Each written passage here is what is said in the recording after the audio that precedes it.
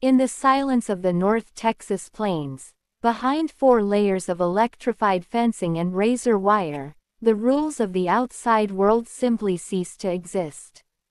For Josh Duggar, the once golden son of reality TV royalty, the life grant is a distant memory, replaced by the cold, unforgiving reality of Federal Bureau of Prisons Register number 09695-509.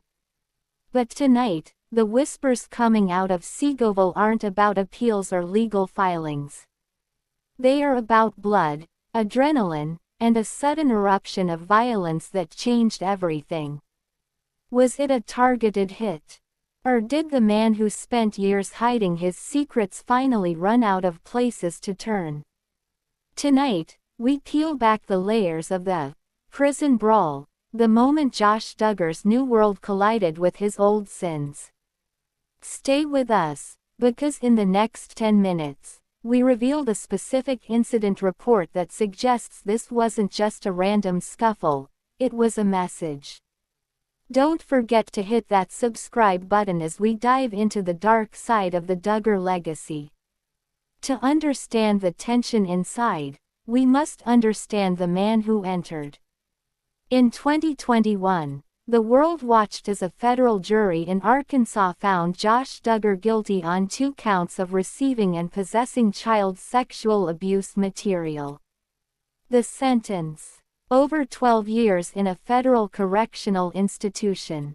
Under the federal sentencing guidelines, specifically USSG Section 2G 2.2, the nature of Josh's crimes places him in a specific category within the prison hierarchy. In the unwritten code of the yard, certain offenses carry a heavy price. Experts say that individuals with Josh's specific charges often face check-ins or protective custody requests within the first 24 months. For months, reports from Seagoville suggested Josh was blending in. He was working in the library, attending chapel, and seemingly keeping his head down. But the Duggar name carries a weight that the prison walls couldn't mask.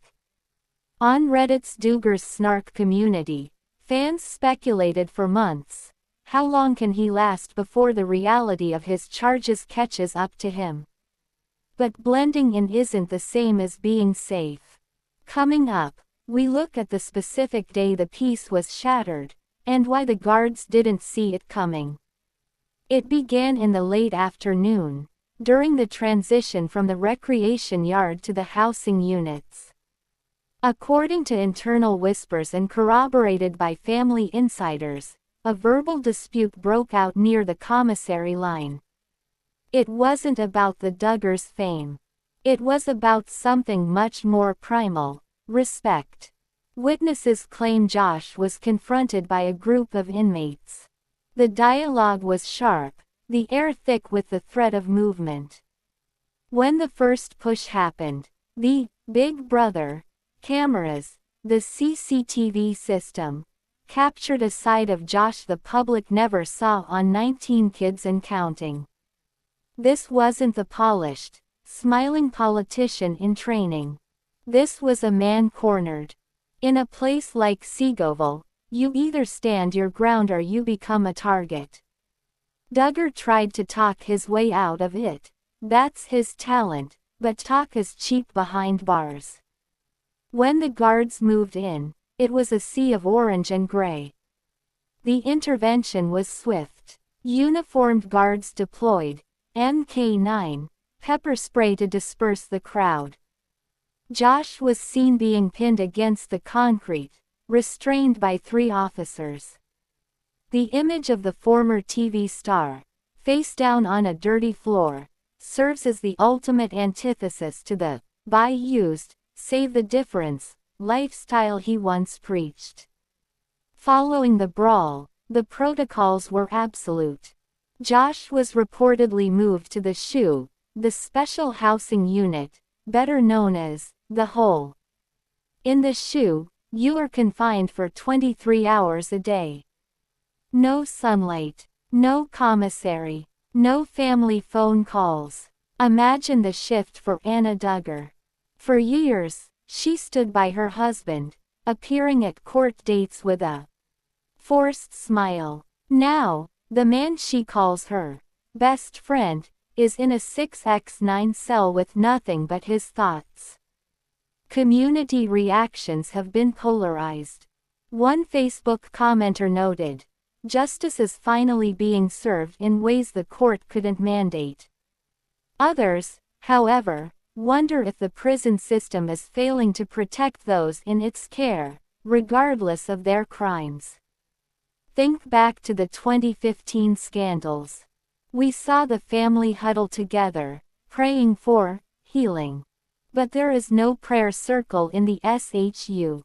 There is only the ticking of the clock and the realization that the Duggar name no longer grants immunity. What does this mean for Josh's future?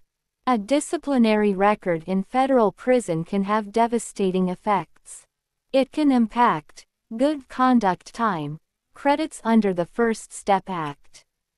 A single fight can add months of actual time served to a sentence. Inmates can earn up to 54 days of credit per year for good behavior. If the Bureau of Prisons determines Josh was an aggressor or violated Prohibited Acts Code 201 feet, fighting, those credits vanish. He isn't just fighting other inmates, he's fighting his own release date. The ripple effects are felt back in Tontitown, Arkansas. Reports suggest Jim Bob Duggar has increased legal spending, perhaps looking for a transfer to a lower security facility. But with a Brawl on his record, that move becomes nearly impossible. As the sun sets over FCI Seagoville, the sirens have stopped, but the tension remains.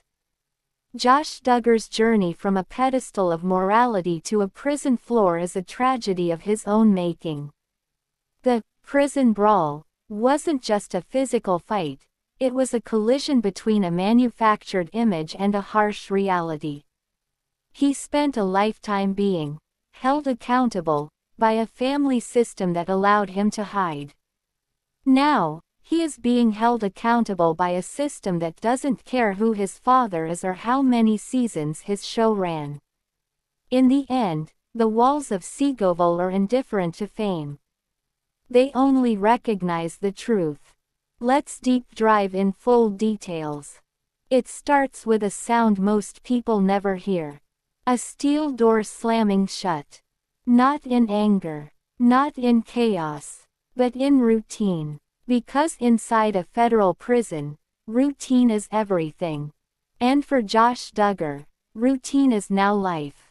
Once known as a familiar face on reality television, a member of one of America's most recognizable conservative families, now reduced to an inmate number, a jumpsuit, a schedule, and a system that does not bend. To understand the tension inside prison walls, you have to understand the fall. Josh Duggar first rose to public attention through the TLC series 19 Kids and Counting. A show built on family values, faith, structure, discipline. But over time, the public narrative began to crack. In 2021, Duggar was convicted in federal court on charges related to child sexual abuse material. The case was prosecuted in the Western District of Arkansas. Federal investigators testified to digital forensic evidence, including files recovered from a partitioned computer system. The court sentenced him to over 12 years in federal prison, a sentence that would remove him completely from public life, but not from public conversation. Federal prison is not what most people imagine. It is not constant violence. It is not chaos. It is structure, hierarchy, and spoken rules. Former inmates often describe a system governed by reputation, by silence, by awareness, and by one simple truth. Everyone knows why you are there. And some crimes carry more weight than others. In prison culture, individuals convicted of offenses involving minors often face heightened scrutiny. Not always violence, but isolation, tension, distance. Over time, online speculation began to grow. Threads on Reddit, comments on YouTube, posts on Facebook groups dedicated to Duggar Family updates. Some claimed he was being targeted. Others insisted he was being protected. A few described supposed altercations. But here is the reality.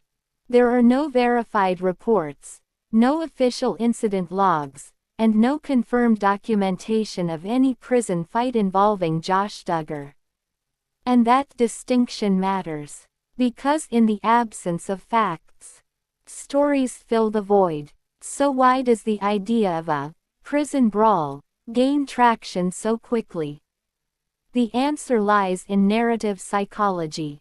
Audiences often expect consequences to feel visible, immediate, physical. A courtroom sentence feels distant, abstract. But a fight, that feels like justice, immediate, raw, understandable. And in the age of viral content, prison fight caught on camera becomes more believable than reality itself. Federal prisons are heavily monitored environments. Correctional officers are trained to de-escalate, not react. Violence does occur, but it is documented, reported, logged, and in high-profile cases, even more so. Which means if a significant altercation had occurred, there would be a record, a transfer, a disciplinary report, something. But none has surfaced. Outside prison walls, the Duggar family continues to live under scrutiny. Some members have distanced themselves. Others have remained silent. The family's public image, once carefully controlled, now exists in fragments. Through statements, through absence, through memory. Past episodes of their reality show portrayed unity, structure, faith under pressure. But reality now tells a different story. One without cameras, without editing, without narrative control. Online communities remain divided. On Reddit, users debate daily life inside prison. Some speculate about safety. Others criticize the spread of misinformation. On Facebook, discussions often turn emotional. Supporters speak about forgiveness. Critics speak about accountability. On YouTube, comment sections reflect a mix of curiosity and judgment. People just want to believe something dramatic happened. There's no proof, just rumors. Prison isn't a movie. It doesn't work like that.